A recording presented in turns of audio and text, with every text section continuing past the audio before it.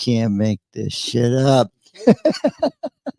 Welcome, welcome to another episode of You Can't Make This Shit Up. We're gonna get right straight to the point on this one. We love the Orlando Sentinel.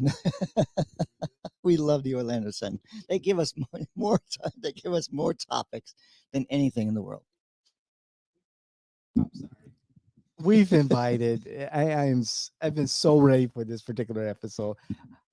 That's Joel Hawksley. I'm David Washington. We're your political. And you don't need to know who we are because we got to get on touch this topic. It's so funny. The Orlando Sentinel needs to know who we are. I think they do. Okay. We invited Chris, the op-ed editorial chief. I've sent an email. Mhm. I've talked to her, and she said she would. Right. When we met her. Waiting. But we're gonna go ahead with Scott Maxwell. I invited Scott Maxwell. Waiting. He was the only one from the Sentinel that actually responded and said, thank you, but I can't. And I don't know why I can't, because his excuses didn't make sense. But you know what? It's Maxwell. He thinks more of himself than he does of you, the citizen. So we know they have a very busy newsroom.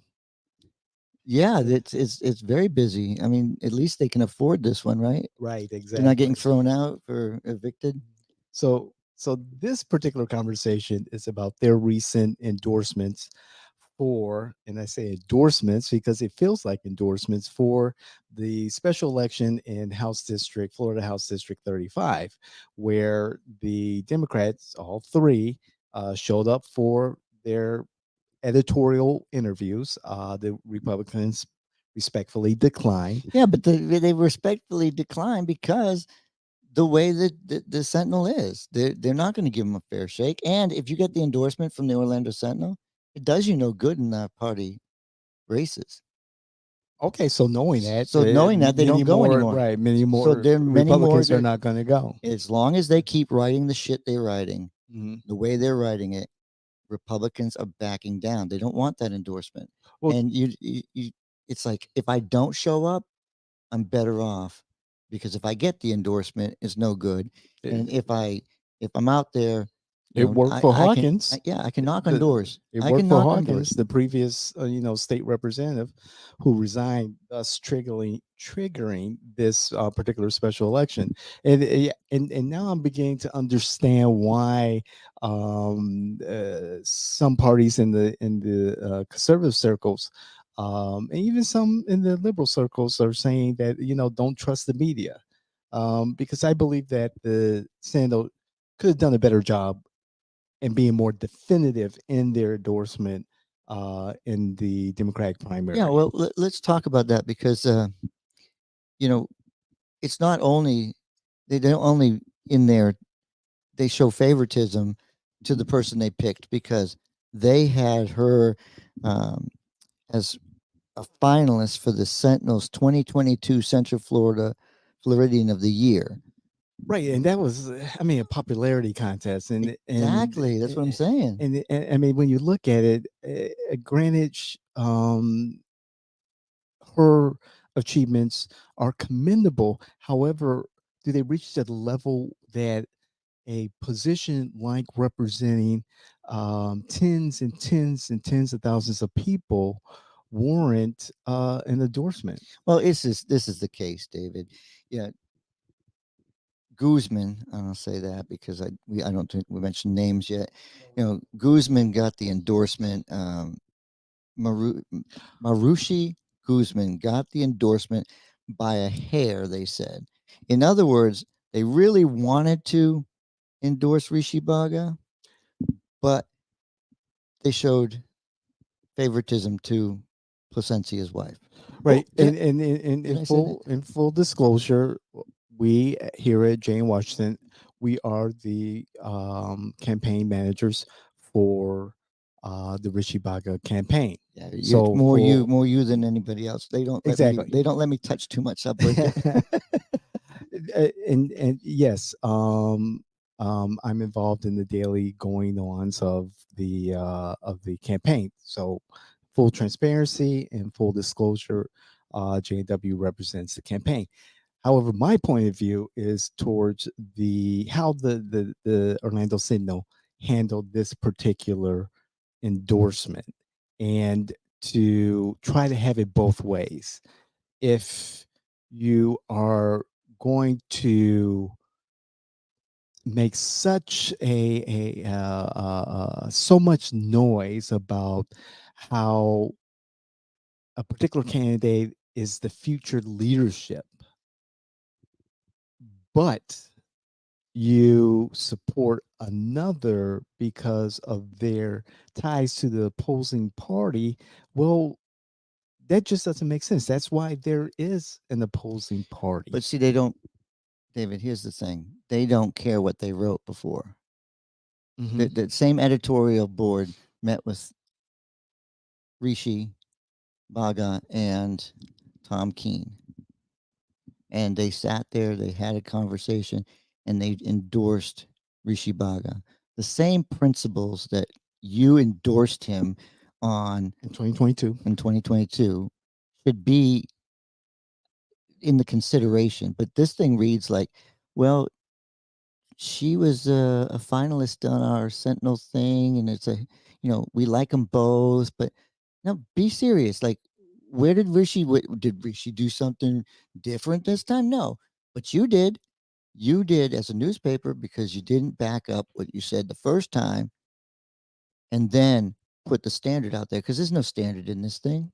Right. I am still, as you were speaking, I'm still thinking about where was the thinking, where was the rationale for making that headline, for making the decision, and then it goes back to me thinking again how this is emblematic of how far removed the Orlando Sentinel is to the community, to what's happening in these districts, in House District 35, and what their relationships are with the people in in this community. That screamed at me, and the disconnect for the leading media publication, print publication in this area, is disappointing. And again, my concern is with the media. And this example, this endorsement is an example of the failure of local media for whatever reasons, the lack of interest, the lack of funding, et cetera, et cetera. So I've tried to be very nice to the Sentinel. I've always been available to them. When I was the executive director for the Republican Party in Orange County, I was always friendly with Lemon Jello, uh, one of the political reporters. Um, but he only writes when he wants to hit a Republican really hard with Hmm. something or make fun of him. I mean, he loves writing about this stuff in Seminole, but he's not on the editorial board. The person who's on the editorial board is Maxwell. Is Scott Maxwell, right? He's Well, one of no, actually, he he's not on there. sits in on the interviews, but there's three others. Chris Right. is one of No, them, I'm just but he sits in right. He sits and asks in, questions. but he's I don't know if he's part of the yeah, decision he's part making. of the decision process, as far as as far as I remember. But it just doesn't matter. It's just like is what is your endorsement? Your endorsement basically says it doesn't matter. Right. That's where we'll walk away from it. It says it doesn't matter who It's you not vote for. definitive, right? It's not definitive, and it's just like it seems like it came down to a coin toss. You should have just said we don't have any endorsement in this because we like these two candidates very much. That means Tom Keene. Guess what? You didn't get our endorsement before. You're not getting it again. Mhm. But these two I like. But to endorse one over the other, if you like both of them, Right. be be solid on your choice, right? This was by a hair. What's that hair? What was the determining Right. factor that leaned towards Guzman? I just want to know. And I have a right to know because this is a newspaper Exactly. that Right. I I want to I know what the pay hair is. money. Unfortunately, I'm one of the Republicans that pays money to read your rag. Right. I want to know what the hair is, and it, it it's disappointing. Like you said, the lack of definitiveness, and that's what people want. And it's not I a mean, Scott Maxwell is very definitive in his stances and in his conversations with his readers, and that's what I was expecting, some definitiveness. Like, these are the reasons why. If you saw the debate that was sponsored by the Sentinel and Spectrum 13, I Mhm, did. I saw it from behind the scenes. mhm. I watched it It was from home. very clear what the Sandals said about Baga and having a clear grasp of the issues and having leadership qualities Now, and being very firm in his democratic values. uh, And we're not and that's part of the problem, is that we get these mealy mouth, candidates who are not definitive, who are not giving their parties what they want, giving their communities what they want, and it's a crap shot or crapshoot, whatever you call it. a crapshoot, I think Thank that's you. it. I don't When they gamble, so go to Tallahassee, yeah, but here's for me as a Republican, it just reinforces the fact that, I know why the Republicans did what they did. It still gives the advantage to the person that I believe has the advantage in that race. Scotty Moore is literally, doing everything in his power to, you know, beat up on the reputation hmm of his opponent. sure, That means you're desperate, and right? I'm sorry, but that's what it looks like. But you want to basically give this election away because Guzman didn't show up to run against Hawkins. That's She correct. wasn't brave enough to take on the sitting representative. No, Tom because Keene, Tom Keene and Rishi Baga were there. well, And now and now, David, and I'm not this is not me being supportive of Rishi, it's me being supportive of, if you want to win, you pick the person that the name recognition's already there. sure. You get the person that could have beaten Hawkins because he stood up to Hawkins. Not wait till, oh, no, Placencia and Hawkins are friends, and now all of a sudden he's not in the equation. You can run now, and And, that's and that's my the point. failure, right? That's my That's the point. failure of the Orlando Signal, and not either one You didn't weigh understanding everything. that and explain that to She's a great their person. public, sure, or just ignoring the fact that there are those relationships that go beyond just you know the marriage to Placencia, being sister-in-law to Representative Susan Placencia. There's a prior relationship with Fred Hawkins that wasn't brought up. That should be brought up, and it's just disappointing that, again, the Orlando Signals seem to have walked up to that line, but refused to give a full throated, um, definitive endorsement and But they say, can't. "Hey, this is where we stand. This is a Democrat. This is the endorsement for the Democrat of the Democratic primary. This is your true Democrat. This is the real Democrat. This is the one that you all will come out to vote for." Nope, they don't want anybody to come out to vote. I guess so. With that lame, mealy mouth Yeah, I mean, look, this is a, endorsement, I mean, that did. if I you're don't know. talking, if Maybe. they're talking pulse, they're all in. They're talking about Ooh, they're talking about subjects that they care about. They're right. all in. But when it comes to the subjects that we care about as citizens, like I got an election coming up, and I turned to my newspaper that's supposed to do an excellent interview, hmm and they're supposed to give me a solid answer. You didn't get that. You got, well, we really don't want to hurt anybody's feelings. That's how I read it. I'm sorry, David. I know it's a issue. It's an issue.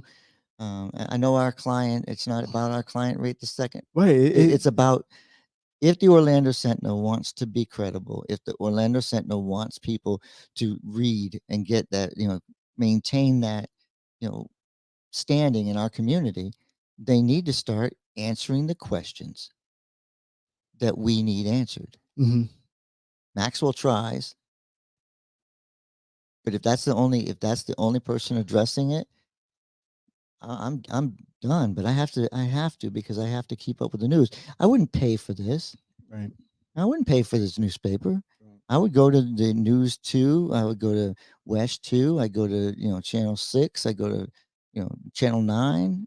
I just go to Channel 35. I don't want to miss anybody because they'll get mad at me, the local. But It's we have so much local news coverage, and it's all lacks. It all lacks because they're all trying to focus on the national. And when you finally have an issue that's local and really affects us, more important. more important than anything else, you give You get us, this lackluster. well, thank you for the flowers, but they die. Yeah. It's kind of how it feels. I'm left wanting more, like that thing. More, more. Give me more. I mean, there's so many conclusions that could be drawn from the forum that the Orlando Sentinel have and the debate, and it leaves me with just more. Again, by a hair. I don't know, maybe because I'm from a big city and we're used to, hey, it is what it is. This is where we stand, and this is our endorsement, whether it's Chicago Tribune or the Sun Times.